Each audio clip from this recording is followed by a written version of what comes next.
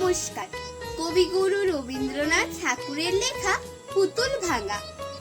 ৭-৮-২৭ আমি বলেছিলাম বলে গুরু মশাই আমার পরে উঠলো রাগে জ্বলে।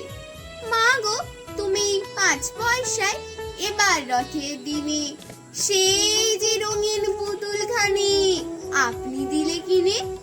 খাতার নিচে ছিল ঢাকা, দেখালে এক ছেলে। গুরু মশাই রেগে মেগে ভেঙে দিলেন ফেলে। বললেন, তোর দিন রাত্রে কেবল যত খেলা, একটু তোর মন বসে না পড়াশোনার বেলা। মা গো, আমি জানাই কাকে, ওর কি গুরু আছে?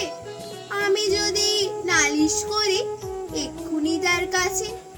কোনো রকম খেলার পুতুল নেই কি মা ওর ঘরে? সত্যি কি ওর একটু মন নেই পুতুলের পরে? সকাল সাজি তাদের নিয়ে করতে গিয়ে খেলা, কোনো পড়াই করেননি কি কোন রকম হেলা? ওর যদি সেই পুতুল নিয়ে ভাঙেন কেহ রাগে, বল দেখি মা ওর মনেটা কেমন দর লাগে। নমস্কার।